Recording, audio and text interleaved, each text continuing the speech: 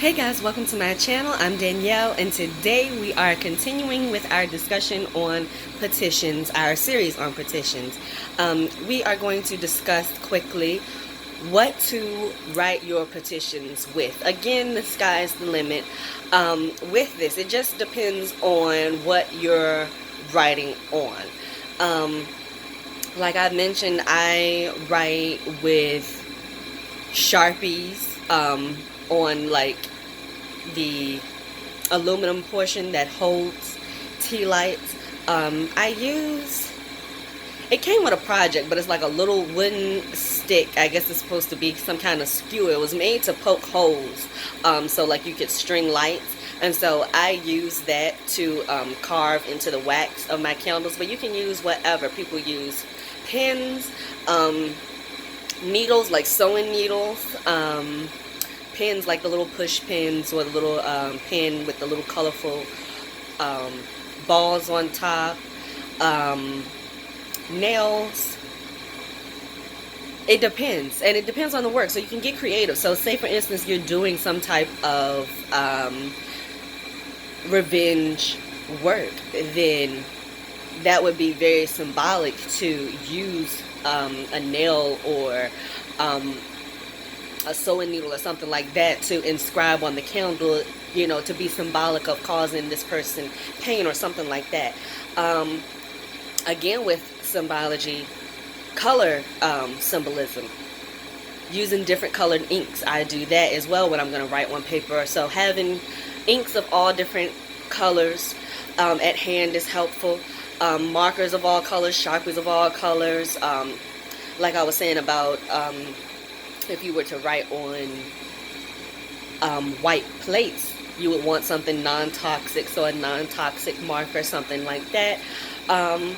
Really anything. People also still use the old-fashioned feather pens, and so you can still find the old-fashioned witchy inks, if you will, like dove's blood, bat's blood, what else? Dragon's blood. Had to make sure. Yeah, so depending on what type of spell and the properties of those various things, like dragon's blood is used for protection, it's used for cleansing, it's used for exorcism, it's used for drawing luck and money. It can return a person to you, so you could do like a return to like a lover return type of spell using dragon's blood. It's used to increase personal power. Dragon's blood is used for all sorts of things, so you could really use dragon's blood ink in all sorts of petitions as well. But yeah, get creative. It's all, if you can write with it. People use their athames and different things to carve into their candles and all sorts of things. So it really depends on what type of magic you're working, what is the symbology associated with your magical intention, and then you can just start to brainstorm and see what kind of writing tool would be best suited for the purposes of what you're actually writing on, because you still need to be practical. Certain things aren't going to write on all sorts of surfaces, and then you want to think of the magical intent behind it as well. So that's it, you guys. Stay tuned for more. I'm going to do a video on why a book of shadows is important, and I also want to do a video on